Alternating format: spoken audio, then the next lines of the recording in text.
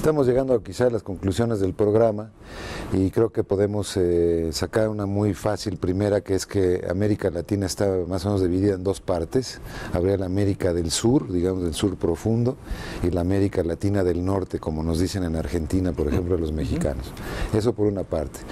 Pero dentro de la temática de esta América Latina del Norte, que está más inserta en los procesos de los Estados Unidos y de Canadá, explorábamos una posibilidad de que a lo mejor en el tema tan cercano y tan acuciante que tenemos en México de la lucha contra el crimen organizado, se pudiera hacer una suerte de gran cónclave o gran estrategia regional que abarque quizá desde Colombia hasta Canadá, o a lo mejor incluyendo Perú mismo.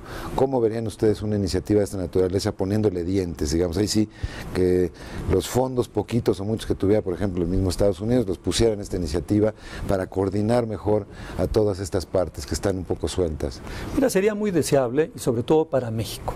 Aquí el tema de si no hay o no presencia de Estados Unidos en Centroamérica es problema de Estados Unidos, pero también de México. El país que más va a resentir realmente una erupción o mayor inestabilidad, sobre todo en Guatemala, en Honduras, desde luego que es México, somos vecinos de los guatemaltecos y las cosas no están fáciles. Entonces, a mí me parece que ese realmente es un tema de la política exterior de México. Ha habido intentos justamente de jalar a Canadá y Estados Unidos y a los propios europeos, porque resulta que los centroamericanos, que son muy buenos para recibir ayuda internacional, reciben una ayuda a la carta. Jalan una parte de los europeos, otra parte de Estados Unidos, y se ha tratado de llegar en concierto, no se ha podido.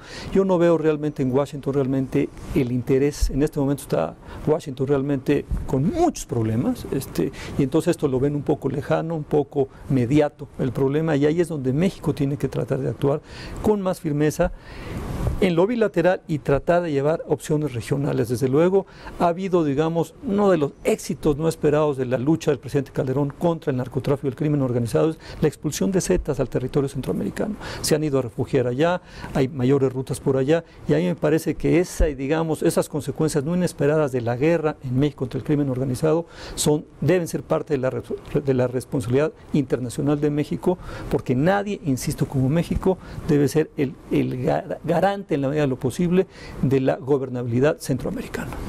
Yo coincidiría que es México, que si se suman los americanos y los canadienses, qué bueno, pero México con una política exterior mucho más agresiva en el espacio de su real influencia. Yo pienso que nos debemos de olvidar, debemos de tener una política muy bien de relación con todo el mundo, pero nuestra área de influencia es Centroamérica, el norte del continente sudamericano, en una región del Caribe. Ahí deberíamos dedicar nuestro esfuerzo, pero siendo muy claro, con un plan claro que va desde la inversiones nuestras del gobierno, ayuda del gobierno para obras de infraestructura, agilizar las carreteras, los puertos, etcétera, que ayudan a nuestros productos a llegar allá y también a abastecernos de aquellos. En el ámbito cultural podemos hacer cosas fantásticas si no las estamos haciendo, y en el ámbito de la promoción educativa,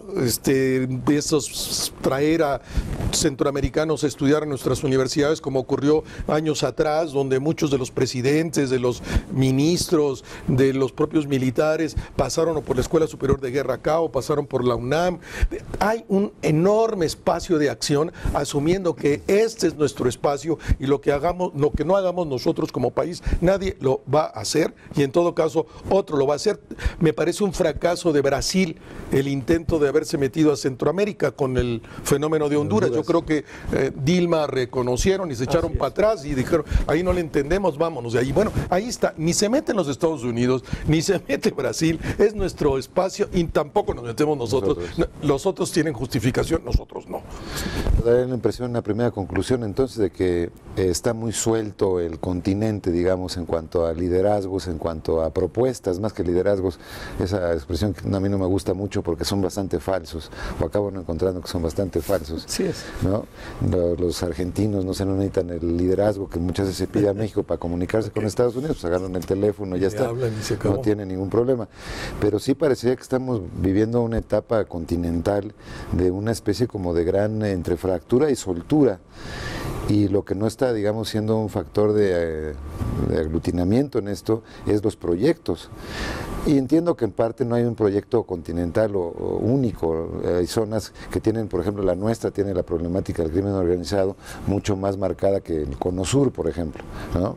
O el tema de la relación con China es distinto en nuestra parte del continente que lo que es en América del Sur.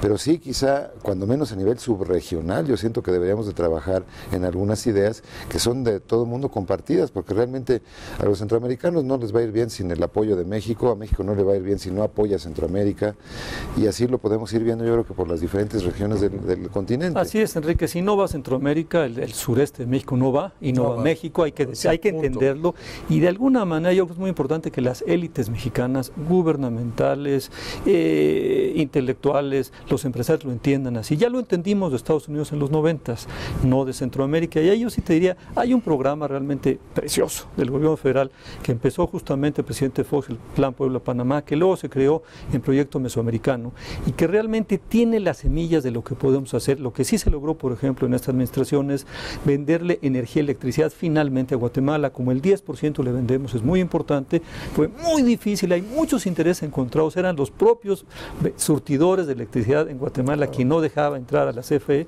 se logró, y a mí me parece que por ahí hay que seguirle, explotar eso en serio, tiene mucho potencial. De acuerdo. Una última reflexión, Rubén. Necesitamos una política exterior muy fuerte para el área de nuestra influencia, que es América Central y de influencia el Caribe, mutua. De influencia mutua, y aceptar que necesitamos otro tipo de política con el resto de la América Latina. De acuerdo, pues les agradezco muchísimo, Rubén, Rafael, muchísimas gracias, de veras. Al contrario. Creo que es un tema muy rico, da para varios programas, y sin duda pues creo que hoy abrimos brecha para irlo analizando. Muchas gracias, de veras, muy amables. Muy buenas noches y muchas gracias por acompañarnos en Efecto Mundial.